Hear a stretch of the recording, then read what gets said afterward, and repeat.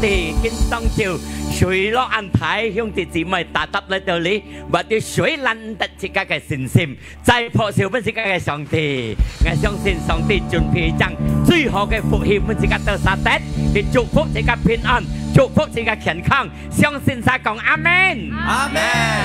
自家嚟禱告，我天父係耶穌基督名，感謝一個恩典，感謝一個福氣，見當朝嘅都撒地，上帝主耶穌基督我係同在，現代我係得勝嘅路。我都想你啊，開少一個智慧，在耶穌基督嘅名，我都想感恩，我都禱告，世界謝謝你講，阿門。大家謝謝大家講，哈利路亞，哈利路亞。大家講大家聽節目聽，耶穌上帝寫全世界人，耶穌上帝寫全世界。係啊，大家謝謝來，讚美大家上帝。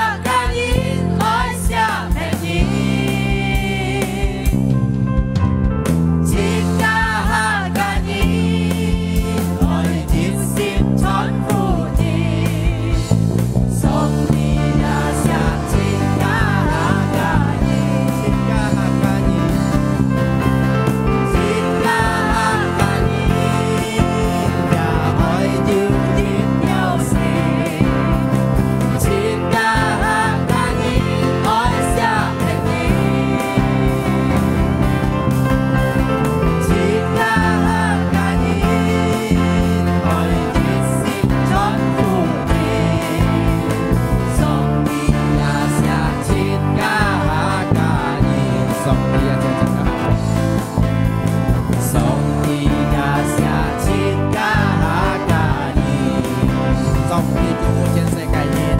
上帝祝福全世界人。即刻出聲嚟講，哈利路亞，哈利路亞。大家記得講，上帝錫愛，上帝錫你。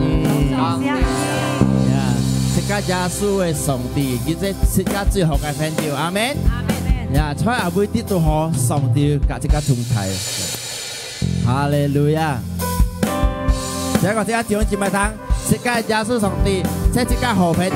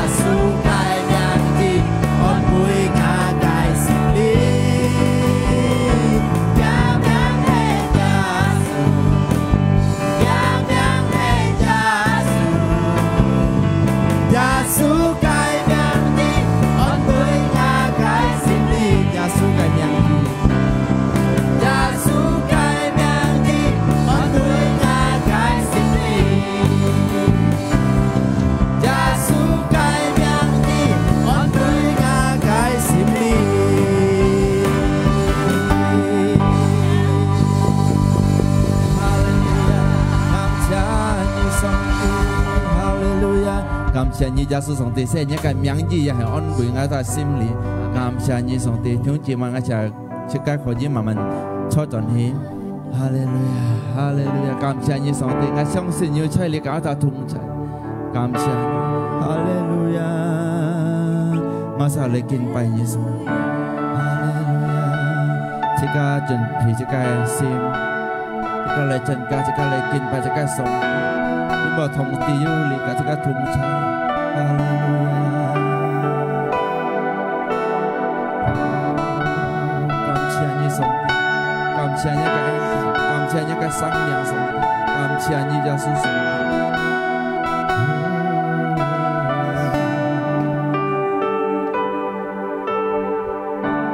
上帝愛來，即刻講上帝疼來到你。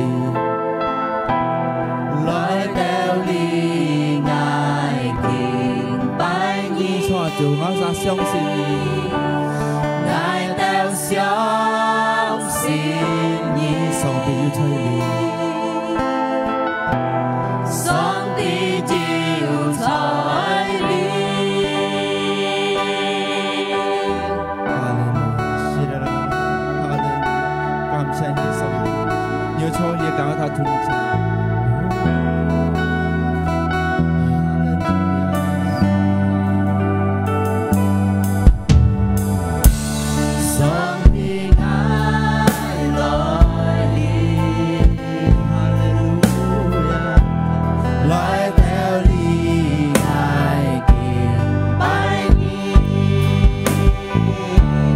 爱到相信你。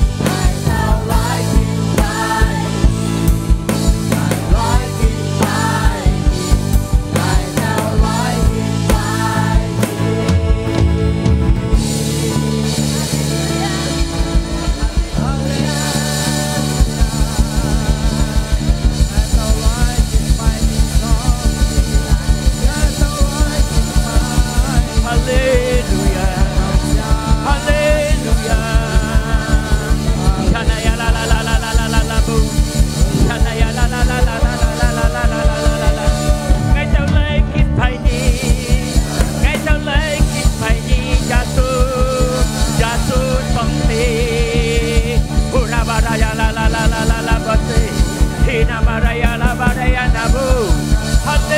路亞，敬拜耶穌上帝，讚美耶穌上帝，以配得愛到敬拜，哈利路亞，哈利路亞，啦啦啦啦啦啦啦啦啦啦啦啦巴西，希拉巴拉亞拉布拉亞拉布，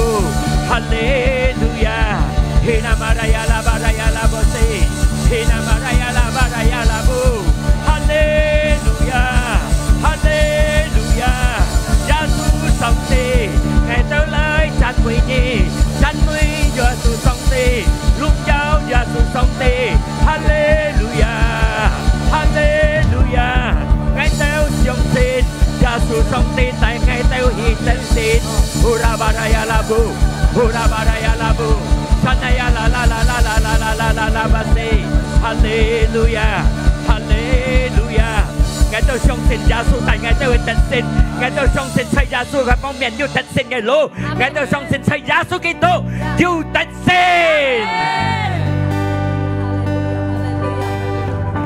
前年我都相信你要跟我都同齊，在呢個客家字本啲啲，你要嚟做呢個提示，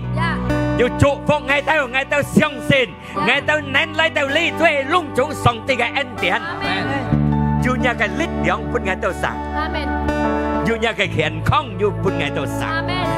今日當我都去計聽呢個法，聽呢個福音，教物隆重呢個安那，教物呢福音傳呢個法，當我都切得呢個福氣，透過呢個真理，在耶穌基督嘅名我都感恩，我都禱告，即刻切嚟講，阿門。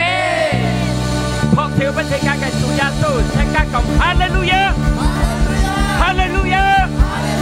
耶穌前能，耶穌前能，哈利路亞！學條家熱烈不知家嘅上帝，呀，網友錯這些講呀，及別背後講一啲主耶穌十字架，阿門，講錯，我錯為什麼的？很空個頭，哈利路亞，用啲巴西。Shalom 平安隆重兄弟姊妹們，要健康要快樂，今日到7日節後到係半年了，阿門。半年到係了，加半年即刻要講過新年啊！我相信即刻半年當中即刻過hết，我相信隆重到上帝嘅恩典，係冇上帝嘅恩典，我相信即刻冇你錯到，阿門。因為上帝寫切家，上帝係切家做嘅事，所以你寫嘅呢啲係按照人民得橋講有特別啲去做上帝嘅工作。阿門。啊，呢日一切家講到天下去看上帝嘅戲，天下切家嘅眼中切家嘅心靈去講上帝嘅戲，並帶啲法。天下切家係講在上帝嘅戲，講一個別啲係看在上帝裡面，唔好看在切家嘅問題，唔好看在切家嘅痛苦，唔好看在切家各樣嘅發生嘅在切家事照會，但係呢度隆重切家冷靜唔有點，大膽嘅嚟到切家嘅面前，但係呢個問題呢個痛苦嚟到切家嘅面前之時，切家嘅目標，切家嘅心中冇這樣嘅戲，但係切家嘅心中天下係看在上帝嘅戲。但係呢，因為自己目標，自己嘅心靈看在上帝嘅戲，自己得到天能嘅力量，相信在破小本自己嘅主耶穌。在詩篇記16第8節，馬斯摩16第8節，哈利路亞！自己嘅切嚟看，呢度係大衛經過嘅經驗。在詩篇記16第8節。Mazmur 16 ayat 8 dia ke kinsu yang ingin kong ta ngai si sang kan cai sang ti li he jin bi sang ti khi cai nga jin siu pian ngai bi giao thông makanya có những cái biệt kan cai sang ti li thì các cái chú ý cai sang ti li he mo chú ý những cái痛苦mo chú ý những cái phiền mo chú ý những cái各樣嘅苦衷，但係自己嘅天下注意喺主耶穌嘅戲，當自家注意喺主耶穌嘅戲，自家看到佢企喺自家嘅戰小片，當佢企喺自家嘅戰小片，戰小講到強嘅力量，佢強嘅力量本自家，但要強嘅力量充滿咗自家嘅心中，佢本自家嘅心中唔係交通，腳步唔係交通，信心唔係交通，對於一切嘅問題，對於一切嘅痛苦，對於一切嘅病痛，自家盤盤企人等等本本，因為自家困喺上帝裏面，阿門。講一及一啲makanya冇人多困一嘅問題嘅戲，冇人多困一嘅病痛。係你要病痛，點點困一個病痛，阿度你就咪喊掹可，禱告了按橋，阿度你就咪喊掹要答應，阿度睇到阿度當然掹曉可，因為你嘅真按到阿度便唔曉可，但係你心中的尊，但係你心中的惡，但係呢，因為你按到困一個病痛，按到困一個問題，按到困一個痛苦，越天越得唔到強嘅力量。但係你有冇問題佢依嚟，你一個病痛佢依嚟，你一個各樣嘅痛苦佢依嚟到自家嘅生命中，但係自家冇做，前下看在耶穌基督嘅戲，隆重嘅做了啲切，講一及一啲，自家掹出血。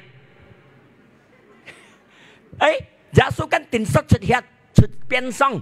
係啊，小電燈跟電燈空，跟血流人下，腳電燈，或者你電燈電簽，隆重嘅電了。自家掹緊，講一及一啲baru有問題，baru tanah痛，baru ahli simkon lidit痛，掹出血，掹流血，掹肉電塞出血，係咪啊？makanya自家病，自家嘅心中，自家嘅眼中，看在主耶穌係，佢嘅痛苦個突然會，佢小嘅痛苦個突然個突然會，個難會認定。Jika baru tanah tunggang tunggaknya, kongnya kapyati ay hakkan say jasuli. Hemana? Makanya jika sosong tiga anak jika itu lungtung jika ke Chủ Giêsu siêu co cái, mà cái kinh sẽ siêu co cái, như còn như tanah tung anu hiểu hả? Ngay còn không thì chỉ mấy thằng, Giêsu cái tanah tiền tăng cái net, tí tôi nhong sập hả? Kongnya kapyati như mang tiền tăng net gì như tanah kok. Hemana? Ngắt cho anh nhân thùng, ngắt cho ngắt siêu anh nhân thùng, còn nhớ gặp bé tim mang tình tăng thật tăng. Ngắt lên tim bùi anh thùng, ngắt sim con anh thùng, còn nhớ gặp bé tim mang tình nia béo chiang, chiam hà lọ. Hiểu không na? Anh khu thiên bao, anh ăn hàng để xe kia nô, anh đâu muốn thi, còn nhớ gặp bé tim mang tiểu xong xếp gì cả. Makanya jika ke sim chung, jika ke ngan chung, jiang chiu Chủ Giêsu ấy, nhất thiên jika đạt強嘅力量。Amen。兩公婆不吸嘅雙頭，別讓人家老婆按多罪，按難少，看在Chủ Giêsu，Chủ Giêsu juga tin按多人險嘅，係咪呢？按多人唔suka嘅，按多人險嘅。看在Chủ Giêsu隆重嘅定國嘅，即刻有得到強嘅力量。看Chủ Giêsu要世界嘅心中嘅啲，可能一老公按第二鬧按奶，看要Chủ Giêsu世界嘅道，你要唔係？嗌你老婆按多罪，按多是非，按定一罪，創要律仲入氣，看在Chủ Giêsu世界心中嘅啲，即刻超有個，阿門。望見你看一個心口，看一個浪，唔生人難定難奶。看要Chủ Giêsu世界心中嘅啲，但係呢，因為耶穌死了本嘅，耶穌上了十字架都係為了人類，看嘅要耶穌嘅啲，即刻超有個熱切嘅痛苦，熱切難耐嘅，即刻超有擔有個，相信就講阿門，哈利路亞。兩個禮拜冇用劇後做乜講啊？傳頭用後，傳要傳，今日要劇喎。Sukat khét hoa giờ hay nhau nên còn mạnh mắn. Ngay ai khét mới khét, ai mạnh mới mạnh như sukat bị khét. Lại sao sukat khét hay phao xéo? Bà thấy anh tôi nhìn sukat khét hay hả? Chủ Giêsu si sống bùng ngày yêu khét hả? Ya, con sai song ti juga con si sống ai kỳ tất song ti. Chẳng sai song ti ya si các khó gì con si sống si các ai nút song ti. 看在上帝，努上帝，思想主耶稣。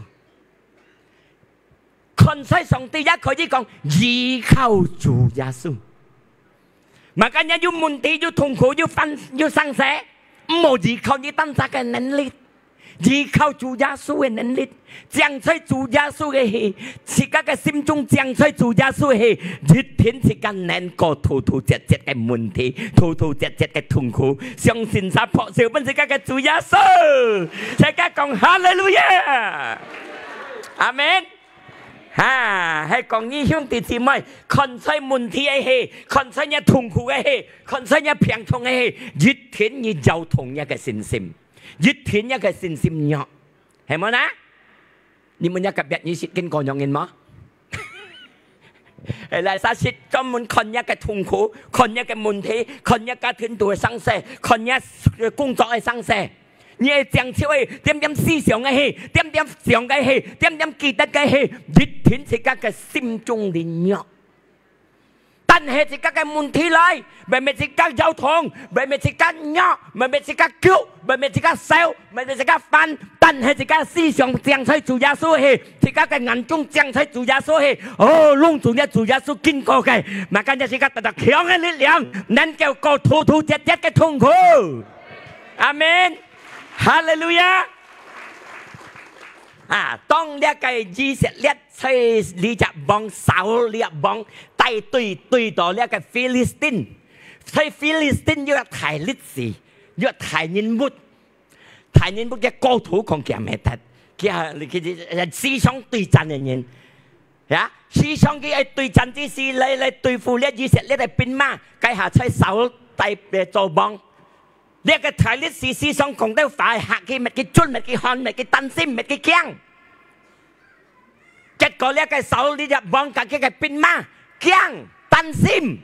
灰心心冷淡，mang tùy chắn sân su hết cầm tùy phù cầm tùy chắn mà cả nhà kia cái một chút tiền em khát ê được thái lịch gì ê anh tận nhìn keng đi pan nhìn tùy chắn anh tận nhìn keng cái yêu thái nhìn bút lấy tùy phù gì cả một tiền nữa gì cả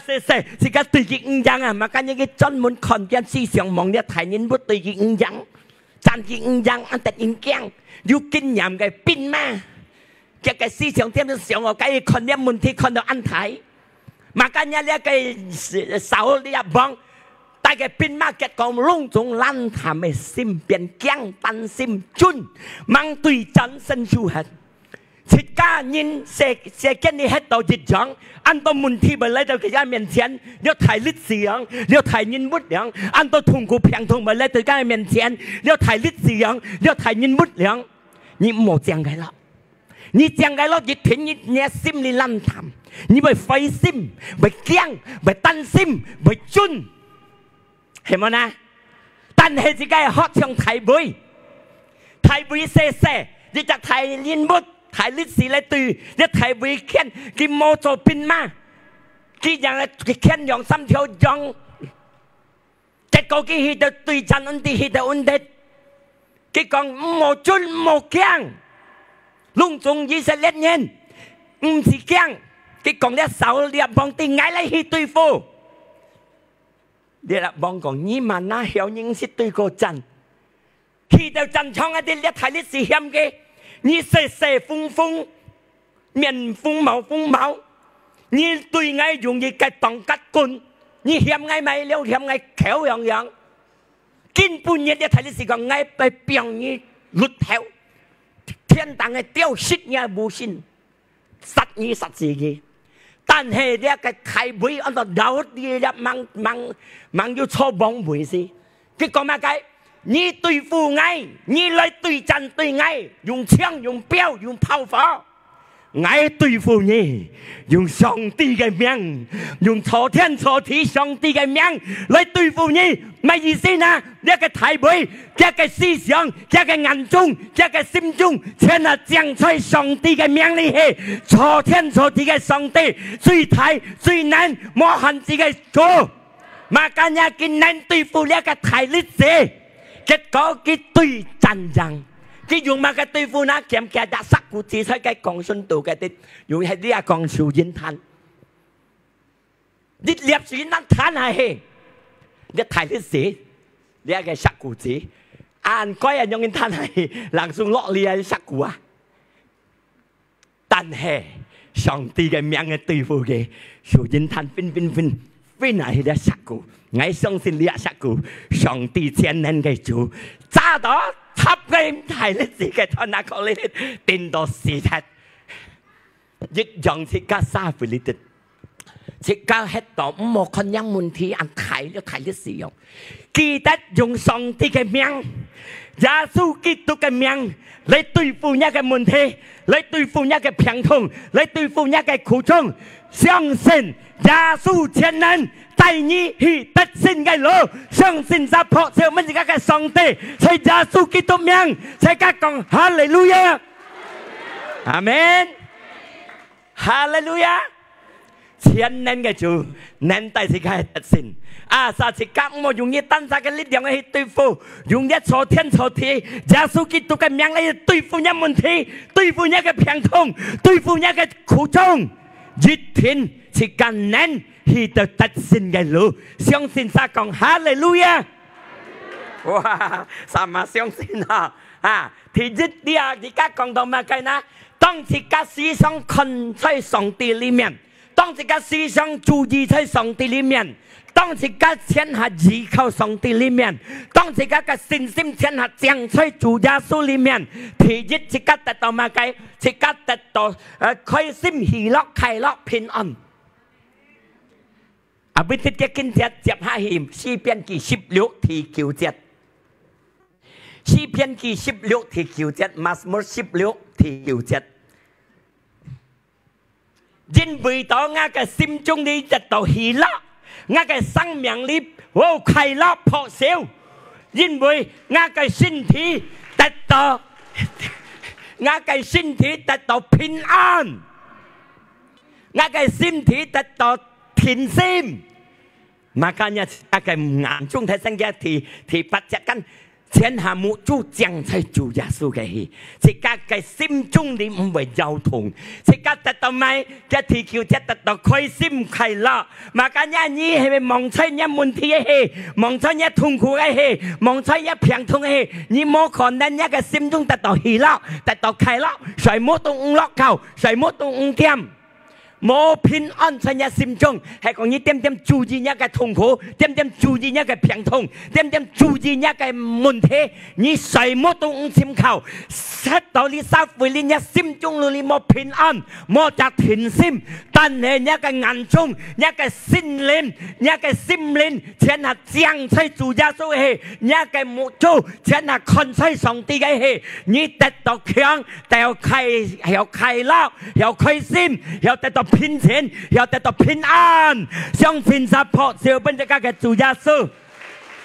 哈利路亞。但係呢，因為一第10節，按照我講到行上嘅一節，因為你唔係高矮在呢個滅亡嘅地方，意思唔係帶自己去痛苦，唔係帶自己去冇希望嘅路。啊，接下來講，佢唔係冇財設家。自家佢選出嚟人，佢托出嚟人，佢打搭要照顧自家，冇本事嘅滅亡，冇本事嘅吃辛苦，自家冇本事擔嘅，一天佢自家擔，自家冇本事開嘅，一天佢自家開。係咪要計福音講？你所要經過嘅試探，唔係超過你嘅能力，因為上帝忠心勸帶自家去得勝嘅路。阿門。Makanya sikap tiada jangkai sang tiga sikap kemu tu jangkai sang tiga si sang jangkai sang tiga sikap tetap kaya tetap kaisim tetap pinan tetap tinsim semua tu lokal amen 了到初到即刻都要享受上帝嘅福氣，哈利路亞，阿門。破曉本即刻嘅耶穌，第二嚟講。係講自家思想看在上帝，思想注意在上帝，冇注意一個病痛，冇注意一個痛苦，冇注意一個問題。第二咧講自家得到咩？自家得到得勝，自家得到享受本能出，自家享受本能出，享受咩嘅呢？享受上帝嘅喜樂，上帝嘅快樂，上帝嘅快樂本能出喺你心中裏邊。係咩呢？嘅門向弟姊妹，係一個思想，跟一個心中，點點想一個問題，點點講一個問題，點點看一個平衡，你心中你有得到快樂嗎？唔有間，係講你將在上帝嘅係，我係講向弟姊妹聽，自家為唔記得自家嘅平衡。係咩？要啲傳福音講在前人中，你心中的快樂最好嘅啫。Makanya mentok sele, mentok fan, mentok kêu, mentokคนยาก嘅平, mentokคนยาก嘅痛苦。心中你學快樂，心中你學快樂，達到最好嘅咗。意思嚟講咩嘅呢？你心中的快樂，你嘅生命中，你喺度世間呢啲，你達到平安，達到平凡，達到享受上帝嘅恩典，即係福氣自家達到，食也要快樂。水也要平安，料也要快樂，法道要快樂，唔係法道面唔出門，阿們，識看人法道面唔出門啊？你都要กินยำไม่ชิดนะที่ได้法道面出門，看在痛苦誒，看在人問題誒，你而家變真啦，看在上帝方面。要痛苦即刻發到熱漲即刻嘅面要笑水，阿三五毛點學啲要偷笑，更加怕到認真。哈利路亞，破笑本自己係水。詩篇記16篇11節咁樣講到，你看自己嘅得到上帝嘅特性，自己享受呢一個快樂，一個平安。本人出，但係呢，呢邊記16第11節樣講到，上帝講自家生嘅路，所以前面要開心本人出，呀，所以上帝嘅真受力，自家思想享受嘅快樂，享受嘅開心，享受嘅福氣，撲照本主耶穌。Makanya主耶穌本自家享受本人出嘅快樂，係講你點點嘅將一嘅痛苦誒，將一嘅問題誒，當然你得唔到嘅開心，得唔到嘅快樂，得唔到嘅平安。但係呢，你思想緊你心中猛叫乜嘢問題，猛叫乜嘢痛苦，猛叫乜嘢病痛，慢慢那自家又得到開心快樂本人出，唔有講一及一啲我將嘅戲，將在主耶穌嘅戲，阿們。但係自己將衰主耶穌係自己開個傳福音有人按20，書面記20，有人按20第3節及第4節，這個聖經用嘅講到，呀，睇下呢以色列人講，自己對在屬靈嘅方面就係以色列呀，你係你對付攏中一個敵人。敵人可以講一問題，講一痛苦，講一病痛，可以各樣嘅一個你擔嘅痛苦敵人呀。當你對付一個痛苦，對一個敵人，一個心唔好喐，佢講心唔好喐，過了唔好驚，唔好進，對攏中熱切嚟到自己嘅面前，唔好驚乜計。當然自己你又冇企喺嘅對戰，近人對人，近人相打冇啦，係冇啦，係咪計自己對戰係，自己對戰最大嘅敵人出嚟，自己單殺，自己嘅思想最大嘅小車是小人出嚟，自己嘅思想。上帝講自己得勝，自己思想有冇？上帝講自己能擔嗎？上帝講自己透過一個變相一個平和。自家嘅思想有好嗎？係自家對自家單殺嗎？自家對自家嘅敵人，你係自家去對付。哈利路亞！當自家對付之前，一個心唔好喐，咪個人一心變強硬，唔好進，唔好驚，對付一切嘅病痛，對付一切嘅問題，對付一切嘅痛苦，心腸唔好喐，自家唔好笑，唔好驚，唔好進，當咪呢？現在將在主耶穌嘅，望在主耶穌嘅，依靠在主耶穌嘅，熱天有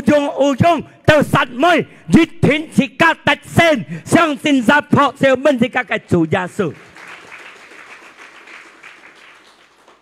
哦，我祷告按叫我對付按叫，但係還掹得先，但係掹出我嘅問題，還電到按多惡當，還電到按多哩哩計計平頭掹下，我係講隆重姊妹堂，唔啲咪家兩鋪好了，個家三鋪唔啲咪得到了，耐心對付，心冇弱冇驚冇擔心冇少，敢前進，耶穌一天現代世界係得勝，破小本記。第四節見有人講到，因為愛那個上帝行在那個面前看待你，帶你對付，或者是講有問題之時，有痛苦之時，有病痛之時，主耶穌在聖靈大家同在看待是這一個，帶是個特性，阿門，哈利路亞。佢講接下來，因為到上帝嘅意見，佢睇證。特性嘅老本隆重兄弟姊妹，阿門！你咪要痛苦，咪要問題，要聖靈跟你看待你，聖靈跟你同在，可能你咪講講，哦，偏講冇事，我冇持有聖靈跟你看待你。當日嘅思想，你持有要聖靈，聖靈要在你心中。聖靈係啥？聖靈上帝嘅一家，要跟一家同在。當你持到，哦，聖靈嘅心中你哋看待嘅特性嘅路，我相信。一天掹個萬，即刻得勝，大答應，阿門！記得呢句乜啊？大答應，阿門！但係大答應，你冇要錢嚟做聖靈，在個心中看待即刻，大家同在，大家嘅得勝，阿門！哈利路亞！哦，破小本做耶穌家領養養，因為上帝唔是離開兄弟姊妹，唔是讓佢切家，時常一家同在，要在自家嘅心中度，嘛間一自家心中度呢啲冇要笑，冇要驚，冇要虐，阿爸拉基嘅都垃圾係好過冇要，笑驚盡冷堂嘅心一日唔冇，嘛間都垃圾好過唔冇，阿門，哈利路亞，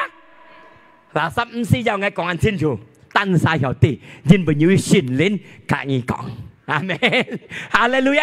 啊，撒經當朝嘅頭，狂自家啲心中你冇惡、冇驚、冇恨、冇盡，敢前進，因為要聖靈看待自家，聖靈跟佢同在，越看待自家嘅特性嘅路，因為佢講佢本自家特性，佢鋪排將本自家特性，阿門！我真係三課小節三相信。啊，sama相信嘛啲，阿門。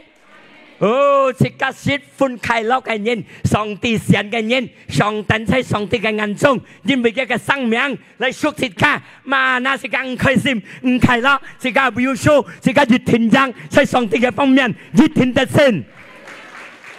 可能你咪講誒，但係嘅但係都痛苦，但係都問題，但係都病痛。你一下呢，一個經過本自家嘅信心強，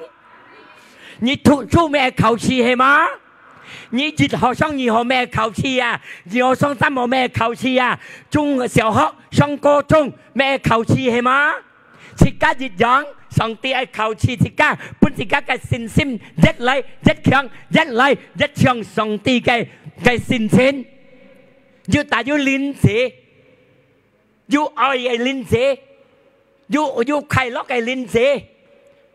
要平安，要滿足，要耐心，要有控制當下嘅連接，叫日連接，一嚟是解一要，阿門，哈利路亞，破少分是解嘅主，哈利路亞，還要一切，但係是解思想。看在耶穌基督，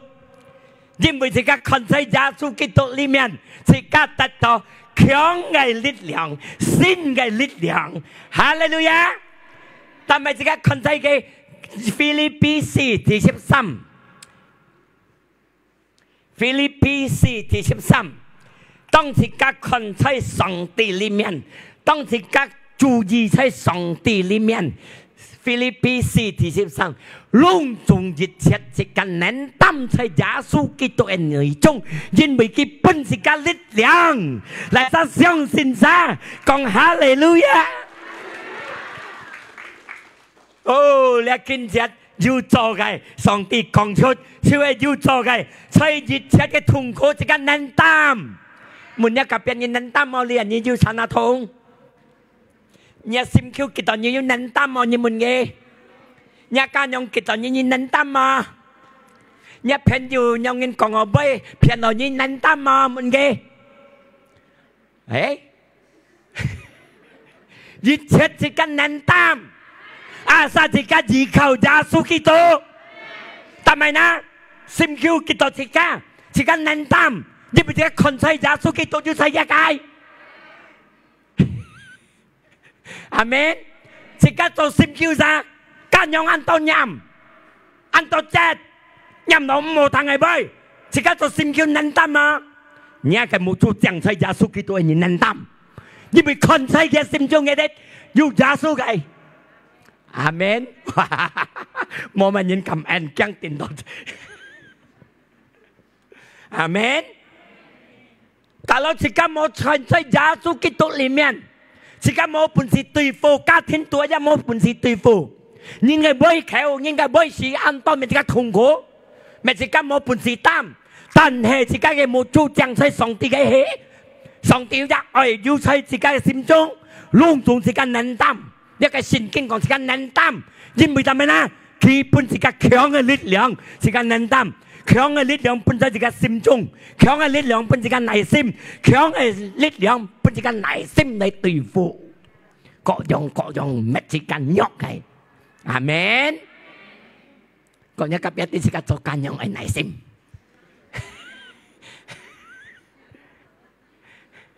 佢家做創業攞咩內心？但係呢，因為咧思想所以而家沙會呢一度，所以家庭度為發生嘅，咪而家冇本事開呢一個各樣嘅問題，因為因自私，大家也是個私有忘在主耶穌裡面，這個變唔會自私，這個變要就愛，變要強嘅力量對付一切，人家想愛為時間能夠對付，阿門，哈利路亞。anh chồng yêu như kinh nghiệm kinh cổ lẽ xèo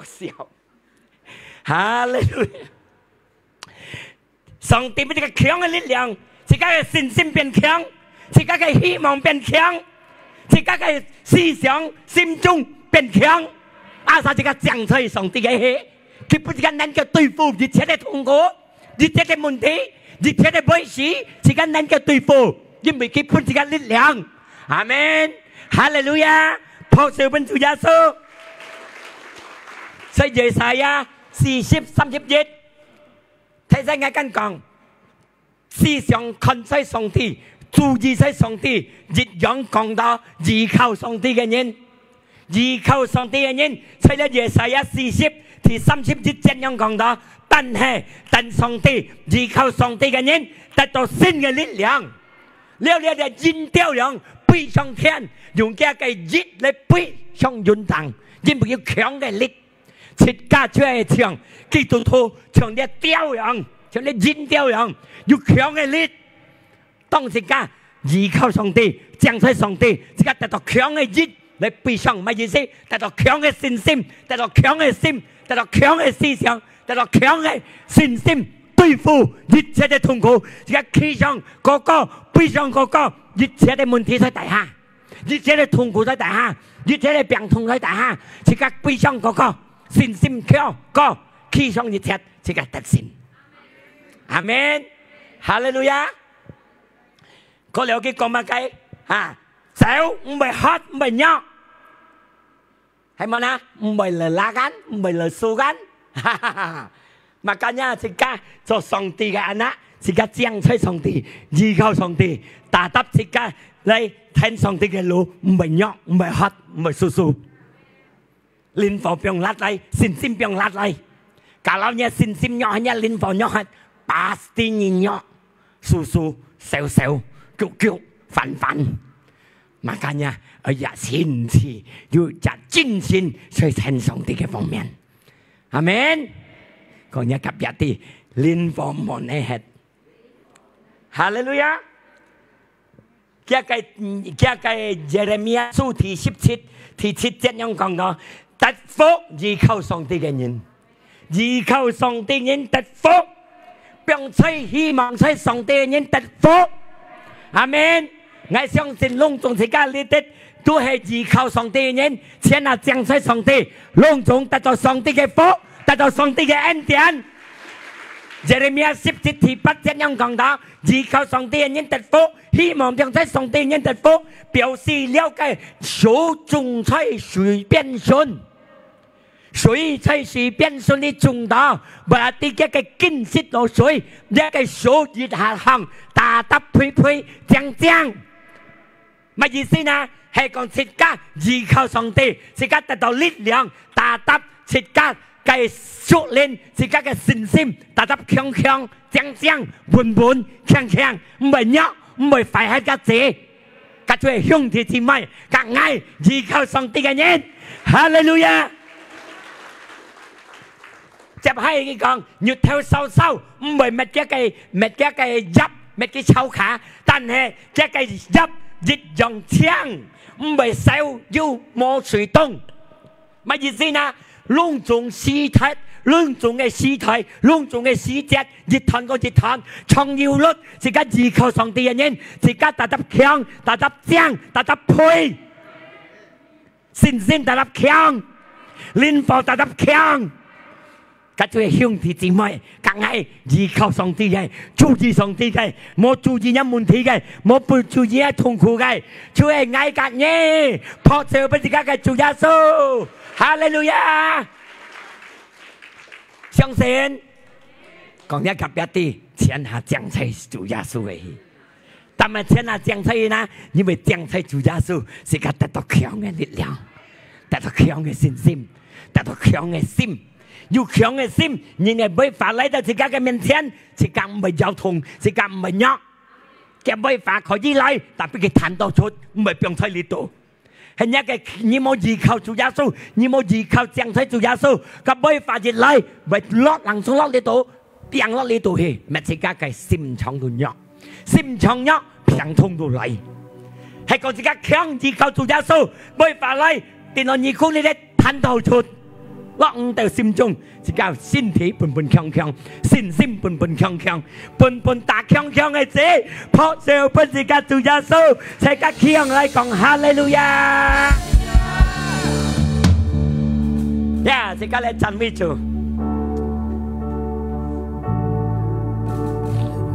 上帝愛真正愛你，自家嚟講上帝堂。天下依靠主，天下將在主耶穌嘅。你啊兄弟姊妹，世界企人都好，一個眼中，一個思想，天下將在主耶穌嘅氣，越團越得到強嘅力量。你來自是你弱，你來自是你黑，你來自是要平痛。你下甚至你讚美人做一個思想將在嘅氣，你得到嘅個福氣。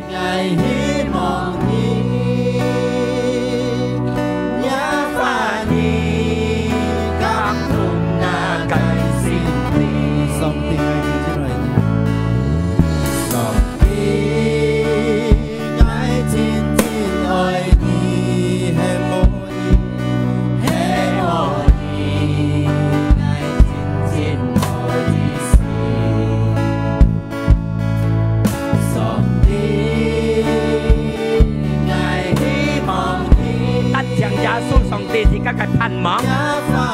因為一個福音，一個翻譯，要喺自家心中，有嘅翻譯喺自家心中，自家得到強嘅力量。一個翻譯，一個福音，自家嘅公路，一個貢獻喺自家嘅路途。Makanya jika tiada yang saya sudah suai, kon saya sudah suai, jika saya sudah suai.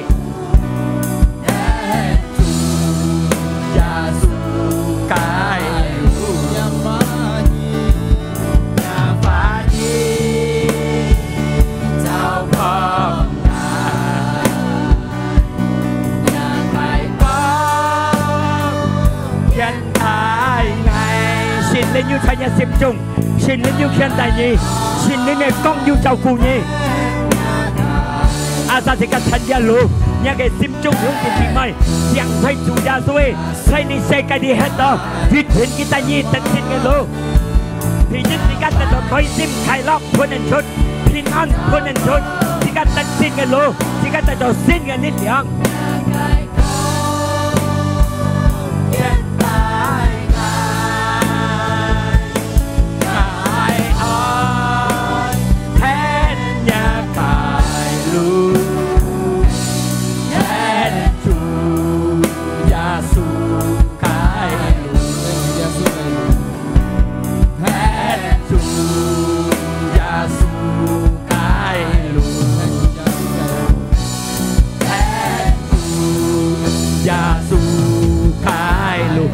Sự bên trên các chủ gia sư